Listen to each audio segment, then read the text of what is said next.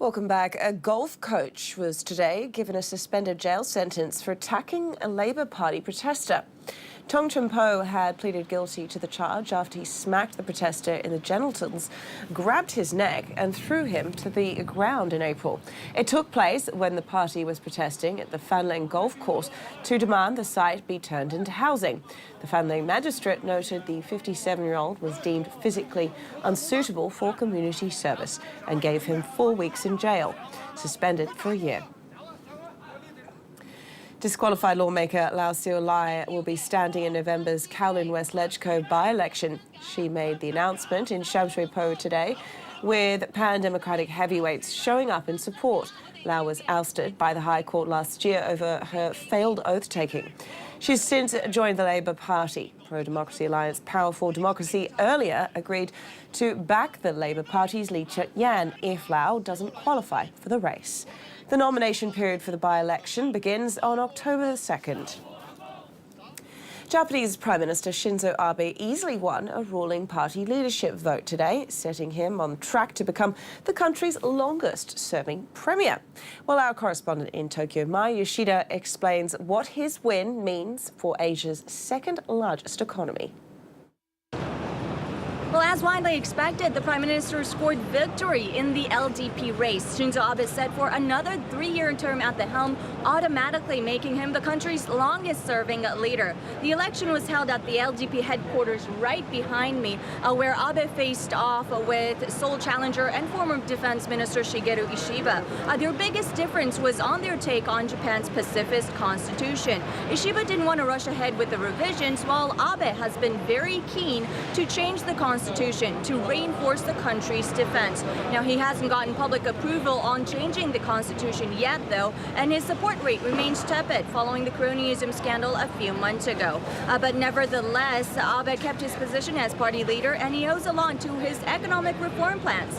Ever since Abe took office in 2012, the economy has grown more than 12%. Keep in mind that this is the strongest expansion since the 90s. And although the potency of his policies are up for debate, he did make unprecedented moves to boost female empowerment in core startup scenes and change the notorious overworking business culture. These are all factors that had long limited the economy from growing.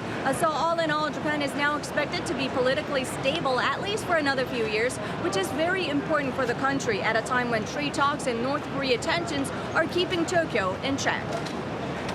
While Japan remains cautious about North Korea, the Blue House seems optimistic about ties with Pyongyang. South Korean President Moon Jae-in has just wrapped up a 3-day summit in Pyongyang, where Kim Jong-un vowed to denuclearize and also allow outside inspectors. That prompted a diplomatic response from Washington. A statement by Secretary of State Mike Pompeo says the U.S. is ready to restart negotiations with North Korea immediately. He said the aim was to complete denuclearization of the North by January 2021.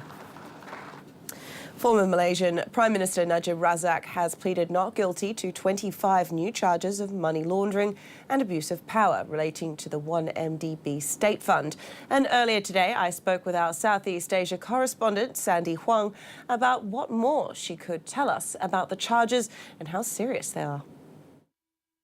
Yes, well, the new charges include 4 counts of abuse of power tied to an amount of $556 million from the state fund. He's also charged with 21 counts of money laundering. These include receiving, using, and transferring illegal proceeds from 1MDB to other entities. The 24 fresh charges are on top of the 7 brought against him in July, which included criminal breach of trust and money laundering. But analysts say today's charges are the most serious yet, as they relate to a central allegation in the long-running scandal, and that is the hundreds of millions of dollars of state fund money entered Najib's own bank accounts before the country's 2013 election. The corruption scandal, of course, played a huge role in his shock election defeat to opposition leader Mahathir Mohamad in May. Najib has pleaded not guilty to all of the charges and has called the case political vengeance. Last Monday, Najib released documents to support his claim that the money deposited into his bank account was a donation from Saudi royalty. He said that he will reveal more details in the future and that the trial would be the best chance to clear his name. The trial is expected to start in February next year. Pakistan's former Prime Minister, who's also been plagued by a corruption scandal, was released from jail late last night. Supporters of Nawaz Sharif celebrated as the politician was freed and driven away.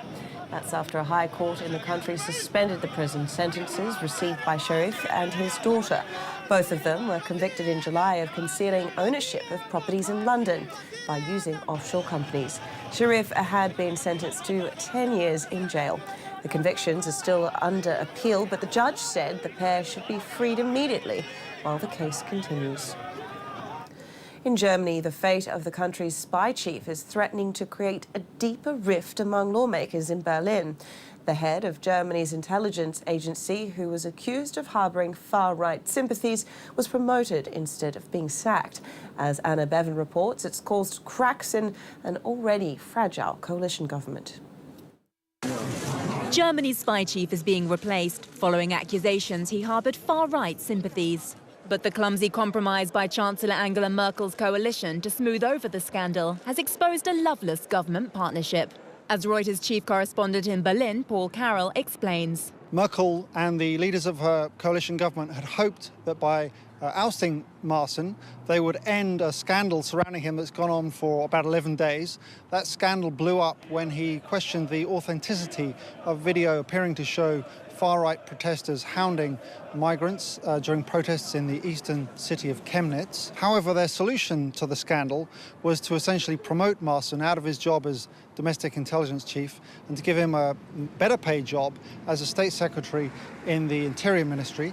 And that has caused a lot of ill feeling among the rank and file of the governing parties, particularly among the left-leaning Social Democrats, with their members calling this a disaster and even questioning whether they should remain in the coalition government with Merkel and her Conservatives. But with polls suggesting that all three parties would suffer if a snap election were called, the leaders have no interest in blowing up this dysfunctional partnership.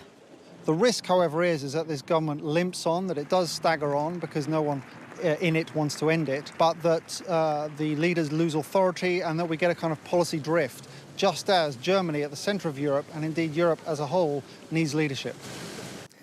Demand for abalone at upscale restaurants in Hong Kong and the region is quietly fueling an illegal trade in the sea creature around southern Africa. Chronic poverty there has driven many to poach the coveted mollusk population, which has nearly been wiped out, as David Doyle reports. South African police raid a house in Johannesburg where suspected poachers are holed up. But this isn't about rare mammals like the rhino. These men are accused of illegally harvesting the abalone. If you're not familiar, that's a large sea snail, coveted as a delicacy in some parts of Asia and nearly wiped out off the coast of South Africa. You can compare it, for instance, to very expensive champagne or caviar. A report released by wildlife trade NGO Traffic on Tuesday says the shellfish, which is also found in cold water off New Zealand, Australia, Japan and the United States, has almost been wiped out in South African waters due to illegal harvesting. For the last 5 or more years, the amount of abalone that's come out of the water illegally is more than 95%. That means only about 5% or less of what is fished has been legally fished. The rest has been poached. Only a limited number of fisheries have licenses for a highly circumscribed amount of abalone, and penalties for breaking the law are harsh. Nevertheless, an estimated 96 million were illegally harvested between 2006 and 2016. Government officials say the situation is so bad they may have to impose a blanket ban on all abalone fishing in a bid to stave off extinction. The epicenter of the poaching wave is South Africa's Western Cape province, where the Atlantic's waters were once rich with the gourmet mollusk. Chronic poverty and joblessness means the illegal abalone trade's rewards outweigh its risks, pushing mostly young men to risk shark attack as well as arrest, in the hunt for a delicacy that's been dubbed white gold. White gold, food for thought indeed. All right, time now for sports.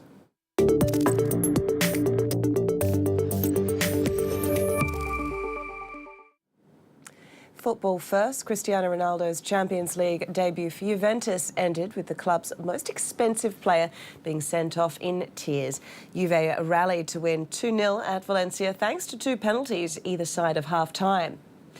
Ronaldo was shown a straight red card after 29 minutes. The Portugal captain appeared to grab Valencia defender Jason Murillo's hair as they tangled off the ball. Well, that didn't stop 10-man Juve, though, and they took the lead on the stroke of half-time when Miralem Pjanic scored from the penalty spot. He then added another spot kick shortly after the break. Well, Ronaldo's former club Real Madrid, meanwhile, got off to a winning start. The defending champions beat Roma 3-0 at the Bernabeu. The Spanish champions made a flying start against last season's semi-finalists Roma, but took their time to make their dominance count. Isco curled home from 25 yards just before half-time. Gareth Bale added a second when he ran onto Luka Modric's excellent through ball and slotted home. And Mariano Diaz struck late to make it 3-0. Bueno, hemos hecho un buen partido. I think we played a good match, a Champions League match against a tough rival who last year were just 1 goal away from playing in the Champions League final. They eliminated Atletico Madrid in the group stage and Barcelona in the knockout round, and this year they improved their squad. It was a hard match, but I think we played well. Manchester City, meanwhile, have made a poor start to their European campaign. The Premier League champions suffered a surprise 2-1 defeat at home to Lyon. The visitors were 2-0 up by half-time with goals from Maxwell Cornet and Nabil Fekir. City manager Pep Guardiola could only watch on from the stands due to a touchline suspension. Bernardo Silva pulled a goal back, but it was too little too late, and City become the first English side in Champions League history to lose 4 consecutive matches in the competition. All right, that's it for now. Do make sure you join us tomorrow for all the stories shaping your world. I'm Britt Clennett, and this is View TV News. Bye for now.